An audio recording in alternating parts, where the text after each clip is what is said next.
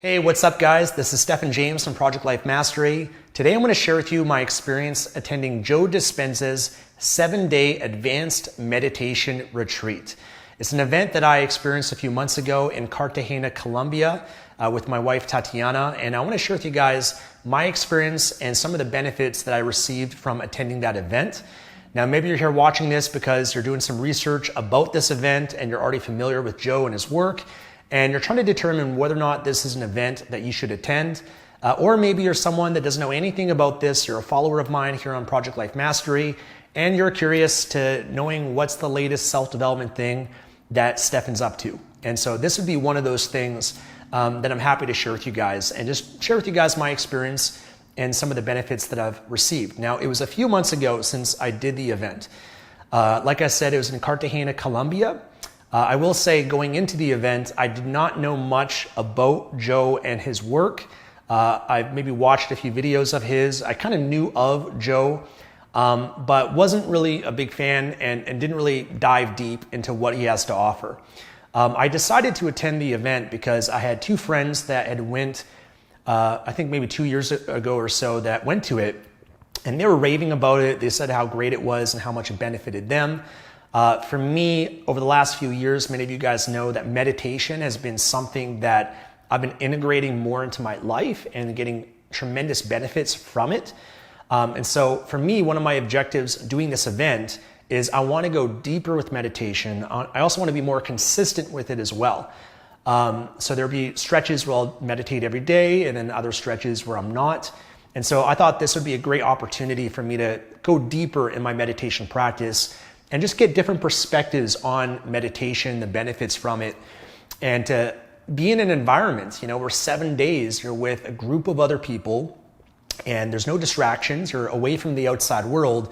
It was just an opportunity to really go deep and get momentum after the event for having a consistent and deeper meditation practice. Now also, my wife Tatiana was actually pregnant during the time. She was about 6 or 7 months pregnant. So we also decided, let's do this now, because it'll be a lot harder to do this once we have our baby. Our baby was born, Lucas, about 2 months or so ago. And so we thought, let's do this before giving birth. And wow, how amazing would it be for our son in the womb to experience his first seminar and meditation event. I don't know what kind of benefits a baby could have from being in a meditation environment like that for 7 days, but I would like to think that only good things came from it. Just when the mom is calm, stress-free, just feeling love and positive emotions, that can only be good for the baby. And cool thing was, being at the event with Tatiana, so many people came up to her, women, men. Wow, it's so amazing that your baby is doing this with you, because she had the big belly and everything. And so that was pretty cool, an extra benefit for our son as well. Okay, so first thing I'll start is just sharing how impressed I was with the overall production of the event. I didn't know what to expect. Well, I will say, before attending the event, you actually go through some videos that you're required to go through before attending the event. So when you sign up, you get access to his progressive workshop, which was like a 4-day event that he did that you get to watch the recordings of. And there's some meditations there. So it does warm you up to the event and the experience, especially if you don't have much experience meditating. It's not an event that you have to be advanced to do. There's people from all walks of life, all over the world. One thing I was impressed by was how many people were at the event. There was about, I think, 1,500 to 2,000 people. So I was really impressed by that. I had no idea what to expect in that regards. Just the overall production and how it was put on and put together was really great, really positive. It was kind of on par with like a Tony Robbins type of experience level of production. And so there are people from obviously Latin America, Colombia, because that's where it was being hosted. But there was a lot of people from Canada, the US, Europe, Mexico, Asia, all over the world that were attending this event. So it was just really cool to be in an environment with up to 2,000 different people of all walks of life, meeting different people. Many of the people that we had met that were at the event had been multiple times. I met people that have been there 7 times, and obviously why they keep going back is they keep getting benefit. Their life gets better and better and better every time they go. So why wouldn't you keep going back if something continues to benefit you, which is something I believe in because I've been to many seminars like Tony Robbins events multiple times. I've been to his Unleash the Power Within event, I think 8 times, because it just continued to benefit my life. So the progressive workshop you go through, you're doing some meditations beforehand, some really great content in that before attending the event. But by no means do you have to be a meditator. You could go to this event and through the progressive workshop and your experience doing this, you'll go from 0, no experience meditating, to pretty experienced. You'll get a lot of value from it, I think, if you are someone that's brand new to this. The reasons also, I'll just share why I wanted to go and what I wanted to get from it, and reasons why I've been prioritizing meditation more in my life is through my journey of self-development and self-growth and achievement and success in my life, I've largely programmed myself to have an overactive mind. You know, my mind can get quite busy, and it's been useful to have an overly active mind, to have a lot of thoughts, because it's useful for planning, strategizing, always thinking ahead in your life and navigating, avoiding challenges and anticipating things and, making good decisions in my life and, taking massive action towards things. And so my mind has been an incredible resource that's helped me achieve a lot of things in my life. But I was also able to recognize the detriment of that and how my mind being overly active would be missing out on really being able to experience the here and now, the present moment. And so I had a hard time just being in my life, just sitting and being and experiencing the incredible phenomena that's existing around me and just being in awe of it. I was always trying to escape the present to move on to the next thing, the next thing, the next thing, always future oriented rather than being and enjoying and experiencing the here and now. Stopping to smell the roses was something that I struggled with. And so meditation was a massive struggle for me, something I resisted for years, heard other people talk about it, learned about it, but I just always avoided it, always was intimidated by it, and that was largely because when you sit and you meditate without distraction, uncomfortable emotions, feelings, sensations can arise, which a lot of people try to escape and avoid from being busy all the time and distracting themselves. And so I knew that this is something I needed to go deep with, and that's why I've been on this journey for the last few years. And so for me, that was in alignment, this event, with exactly the deeper kind of work that I wanted to do. Okay, now let's go back to the experience in the event. Production was great.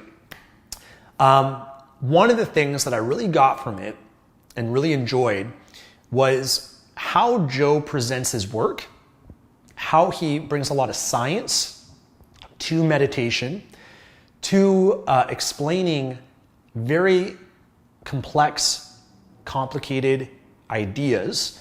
For example, he explains the neuroscience and the biological, physical aspects of meditation and what's happening inside your body, in your brain, explaining on a scientific, neurological level how your brain is changing and rewiring itself, and how the neurons that fire together, wire together, and how that's how we form these habitual patterns and belief systems and ways of being that we call ourself.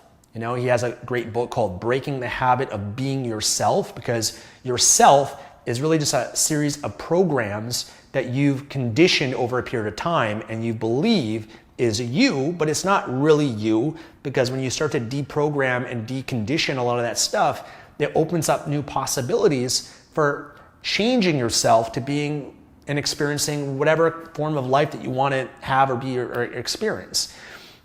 So I really appreciated how he explains that. He's explaining how change occurs within the human being. And it was really appreciated because it explains how all the other self-development work that I've done, all the other conditioning and neurolinguistic programming, all this psychology and different forms of therapy and psychology that I've learned, how basically all of that is contributing and has contributed, because I've made a lot of changes in myself over the years, but what's happening inside, the neuroplasticity of all of that, which has been really fascinating. So I really appreciated the explanation and how he breaks it down that anyone can understand it. I also appreciated how he was able to break down and explain things like quantum physics, quantum mechanics, which is something that is kind of quite out there. And there's different beliefs around how quantum physics is interpreted, but he's kind of explaining it from the perspective of law of attraction, how things can be manifested into one's life through the field, quantum field. That was pretty fascinating and interesting, because I've known about The Secret and law of attraction and studied a lot of that stuff. But I really appreciated his perspectives on that. And then I'd also say the scientific explanations that he also was providing for a lot of Eastern philosophy, mysticism, certain experiences where he was able to kind of demystify it and bring a lot of science to it, so that you can kind of remove the religious dogma from some of this stuff, or the mysticism from it, and understand physiologically what's happening in the body. So one thing that's interesting to note is that he doesn't use any religious terms at this event. He's not using God. He's not using, when he refers to what most people would call the chakra system, he doesn't refer to them as that. He calls it the energy centers of the body. While people at the event are having what in Eastern philosophy would be known as a Kundalini awakening, he doesn't use the word Kundalini. He just, doesn't even really have any, he calls it the pineal gland breath, so he kind of has these different terms for things that previously for thousands of years were referred to as specific spiritual and mystical subjective events that people had. And he's not referring to it in any form of religious dogma, just giving you the science and what's happening inside the body and making it very, very practical. So I'll get into some of that in a little bit. But another aspect, just in terms of the science, is Joe's work has been studied by scientists for quite a while now. In fact, he's partnered up with the University of California, San Diego, where they're studying the people that are attending this event. And because they have thousands of people that are attending the events, you're able to, do some fairly significant studies. I'd say the studies that they've done are still quite minor, because I think to really do big, conclusive studies, they need to be tens of thousands of people, which requires a lot of funding and whatnot. But I appreciate still the research, the studies they've done with hundreds of people or 1,000 people. But what they do is they actually brought on a scientist from the University of California, San Diego on the first day. And what he's doing is doing a whole presentation and sharing with you what they've found. They're sharing with you the science, the benefits that people experience of doing this 7-day event. And it's amazing. You're blown away by what it is that they've discovered, the benefits of meditation. They basically did a lot of work showing how, taking people's blood before the event and then measuring their blood after the event and seeing how their metabolites change, sharing how their immune system changes, sharing how just their overall health and physical well-being improves after the 7 days. And they've measured it, and they've got, studies to show that. They've also done brain scans where they attach electrodes to the brain, and they're showing people on day one who their brain waves are more in a high beta, which is more stress or anxiety. And then you're seeing after the 7 days how their brain is changing, the activity in their brain, how they're more in a high alpha state. So really fascinating to see the science, because now all of a sudden, the things that you're going to be doing on this 7-day event, he can share the benefits, or I could share with you guys these benefits, but it's not even me or Joe sharing the benefits, it's the science. The science shows these are the benefits, and you can't deny that. You are changing, and you are going to be a different person biologically from day 1 to day 7, and here's the science to support that. So that was pretty cool. That was pretty amazing to see, because if you're someone struggling to meditate, and now you see the benefits, the science proving the benefits of this, that it gives you another reason to meditate, another reason to go deeper with this work, because now you have more belief.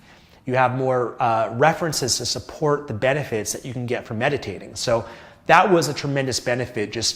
I really appreciated the explanations of things that I've learned about for years. I've studied, Eastern mysticism and philosophy and Buddhism and Hinduism and Tantra, and I've had a lot of very unique experiences. I've practiced a lot of these sort of things, but now I'm getting a very scientific explanation of that, and it's removing a lot of the woo-woo and mysticism behind it that people kind of look at some of that stuff as airy-fairy. It's just removing the religious aspect from it and just giving you the benefits of the techniques of meditation and this breath work as well.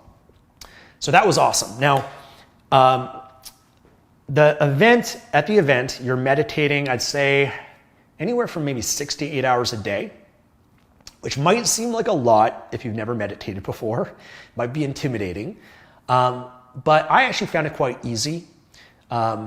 You get to a place when you're meditating where after the first few minutes, you can get really deep and you just lose sensation and connection with the body. It's like if you have back pain, if you're uncomfortable, if you have an itch and you want to scratch it, whatever, all of that stuff just kind of goes away when you're in a deep meditative state, because you just feel so relaxed, so calm that you just feel totally still, and you lose any concept of time, where hours can go by just like that. And you come out of your meditation, you're like, wow, like you just feel so calm, so good. And it's pretty amazing. So you're doing a lot of seated meditation. Some of the meditation you're lying down in the room. And then also you're doing walking meditations. And the walking meditations were some of my favorite experiences, because with the walking meditations, you have headphones on and you're listening to an audio meditation from Joe, but you're doing it with like 2,000 people. So here we are, 2,000 people or so, that are on the beach in Cartagena, beautiful environment. They have security and police and everything, making sure people don't mess with us. But to have an experience meditating outside with up to 2,000 people is pretty amazing. And I'm sure the people that, were tourists, not a part of the event, that are on the beach looking at us like, is this a cult or something? Because they're seeing people that are just, like there for an hour, just, standing like this. But part of the walking meditation is you're actually walking as well. And so you have your eyes open, of course, and you're doing a meditation and you're in a certain state, which is a powerful, powerful state. So that's kind of, you're doing a lot of meditation, obviously, but it's also in between. There's a lot of theory. There's sharing things. You're talking to other people that are around you, your neighbors that you're sitting next to debrief things and whatnot. And the food was amazing, that they provided for everyone as well. Really healthy food, which I was also really impressed by. So I'd say, the meditations that we did were really powerful. One of my favorite meditations that we did is called Blessings of the Heart, or Blessings of the Energy Centers. So basically, our body has the chakra system that Eastern philosophy has talked about for thousands of years. But, you get into this meditative state. A lot of the meditations you start first being in your heart. There's a lot of science now that shows the brain-heart connection. You can read the book called The Heart Math by the Heart Math Institute. So there's meditation showing that how your brain and your heart can go in coherence and become in sync. And so you start often the meditations in your heart, and then from your heart, you start blessing the different energy centers or the chakra system. So your root chakra, your sacrum, your solar plexus, your heart, your throat chakra, your third eye, your crown chakra, as well as even the 8th chakra as well, which some people believe is just right, above the head, the aura that we have. So that was a really powerful meditation, and something that you're doing, I think, almost every day. Just really opens up the energy centers of your body and gets the energy flowing throughout your body. So that I thought was really powerful. And I'd say one of the other biggest benefits I've gotten from it is the breath work that you're doing. And so almost all the meditations, you're learning how to basically do a Kundalini awakening. He doesn't call it that. He calls it the pineal gland breath. And he breaks it down in a more scientific way. So, if you've studied Tantra, or if you've read maybe Mantak Chia's work, The Multi-Orgasmic Man, in Tantra and Mantak Chia's work and whatnot, you learn how you can channel the energy from your root chakra all the way up to your third eye or your crown, but also to bring the energy and flow it back down and have it kind of recycle and go up and down throughout your body. And by doing that in Tantra, you can have orgasms for men without ejaculation. So oftentimes when men have an orgasm, they ejaculate and they're pushing the energy out. But through this work, which I've done a lot of work on through the years, you can channel the energy up and you can have multiple orgasms, which is pretty profound. And so he explains how the process works is that there's this cerebral fluid that is up along our spine, and you can look all this up if you'd like. But this fluid actually goes all the way up our spine to the pineal gland and flows back down, and it does that twice within every 24 hours. And so what you're learning to do is you empty out all the oxygen, okay? You're taking a big, deep breath in, but you're squeezing your sacrum, your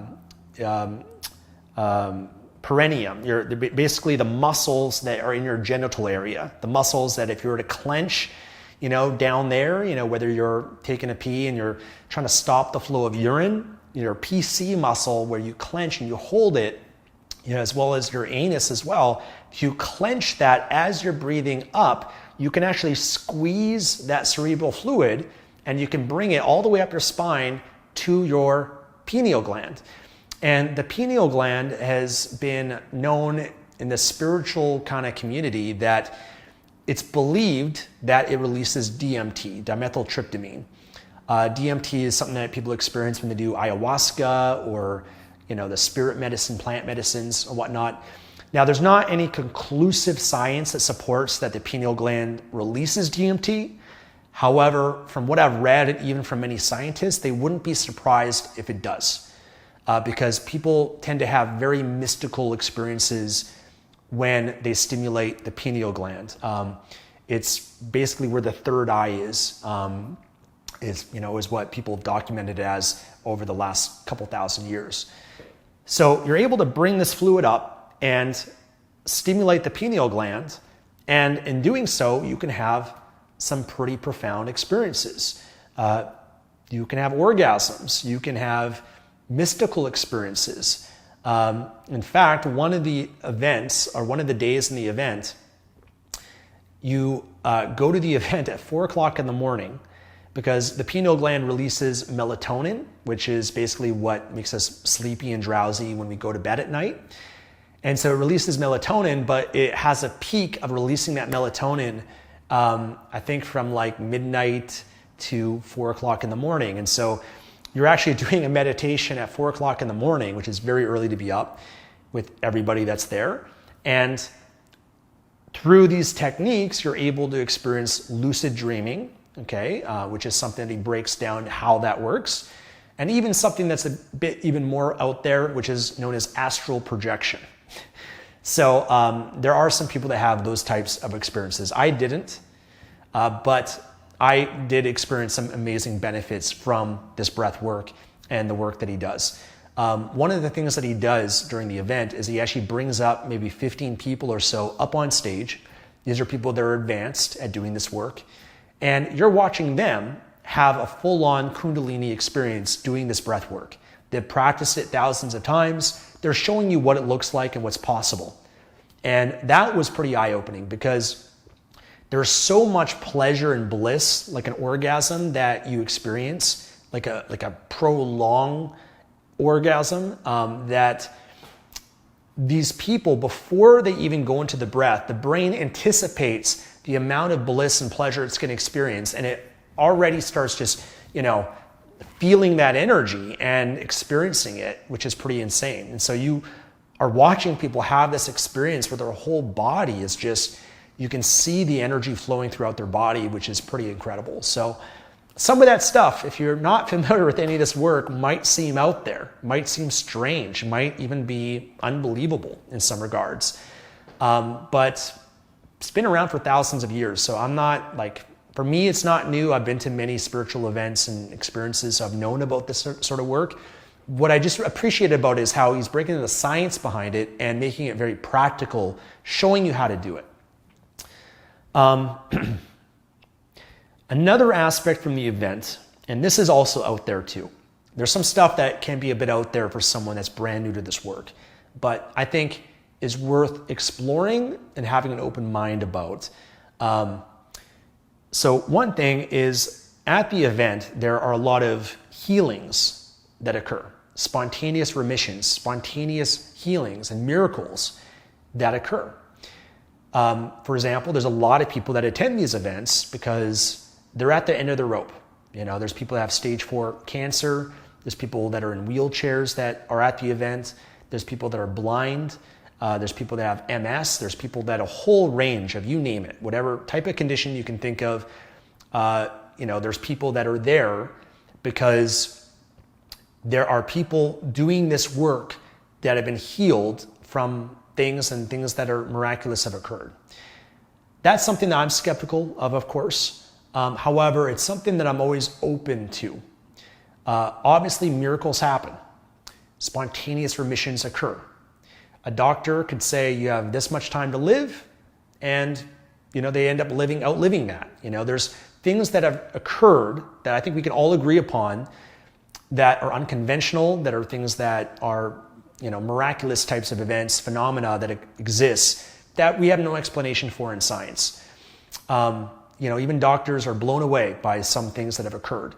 Obviously, there's been miracles that have been reported through all spiritual text and scripture, whether that's the Bible, whether that's the Quran, whether that's, the Vedas or whatever else. There's always been miracles that have been shared throughout, these different religions.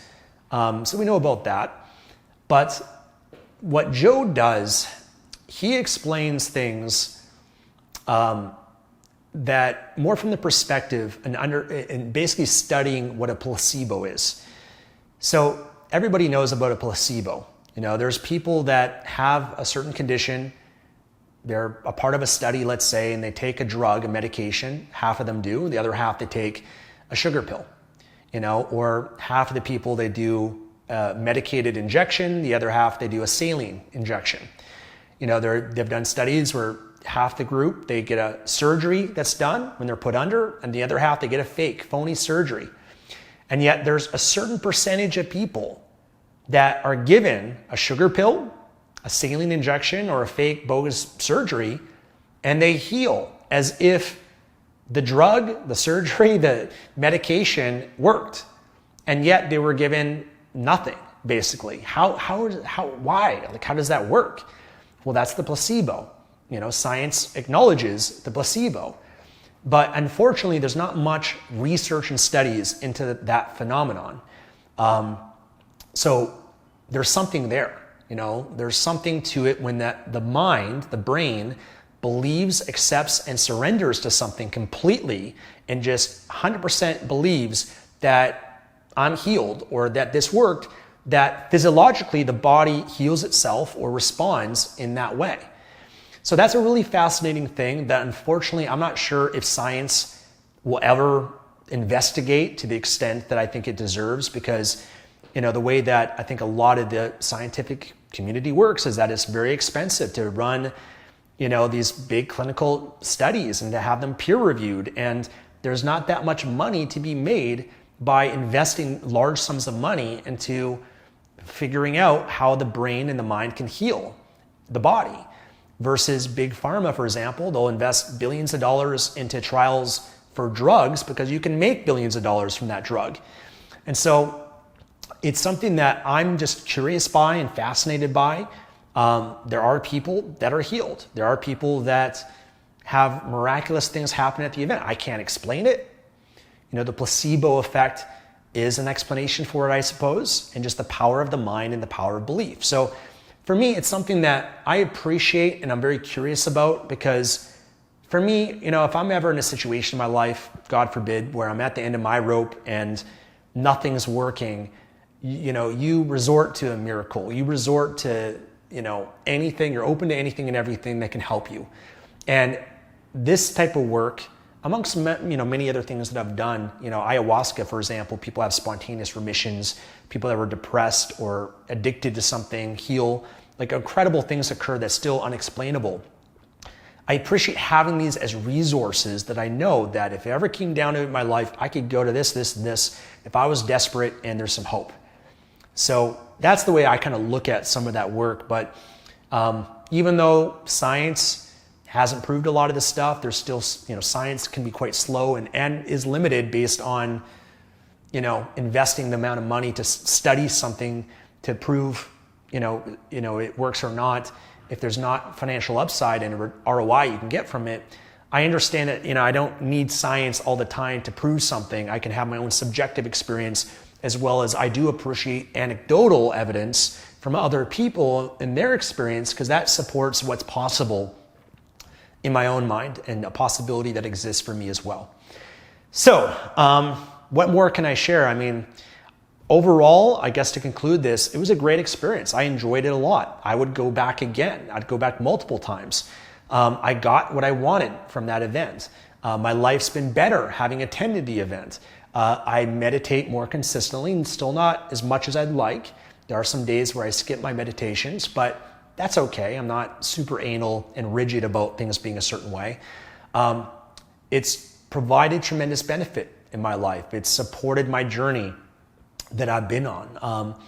The breath work, some of the things I learned is things I want to go deeper with, practice, and master. Just that pineal gland breath is something that I really want to go deep with and, master in my life. I think that'd be pretty cool.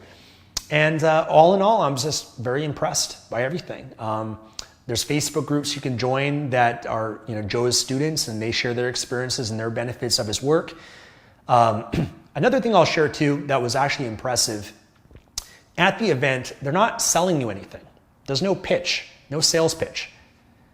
I'm impressed by that. Most seminars, most events that you go to, there's a sales pitch because it's too easy not to. When you have 1,000, 2,000 people in the room, these people are happy to buy whatever it is that you offer to them. You go to Tony Robbins seminars or most seminars, there's going to be multiple sales pitches because why wouldn't you? You're leaving too much money on the table by not pitching and offering something. There was none of that at the event, which I thought was pretty noble and pretty integrous, that they're not just doing it to make money. And there's nothing wrong with making money. In fact, I actually appreciate when there is a pitch because I'd want to go deeper. Whatever else Joe has to offer, I'm on board with it. If it can improve my life, why not? So I'm okay if they're going to offer something to me and it costs money and it's something that I can accept and participate in, great. But they didn't do that. So I thought that was pretty unique and pretty different compared to most other events, because usually you make a lot more money by pitching things at these events, because putting on events is expensive as well. So that was an interesting thing as well. So that was my experience. I enjoyed it a lot. I don't know if it's right for you or not. That's up to you to decide. But for me personally, it was something beneficial. Tatiana enjoyed it and got a lot from it as well. I had some friends that have also done it, and they all enjoyed it as well. I think you got to go into it being open-minded. Don't be so closed-minded and rigid and inflexible with things in your life. Just go in, have an open mind, participate fully. And I think there's a lot of value in that work. And I look forward to going deeper with this work as well after that. So thank you so much for watching. Hopefully this is valuable for you. If it was, give it a thumbs up, subscribe for more here at Project Life Mastery, and I'll see you again in the next video. God bless you and take care.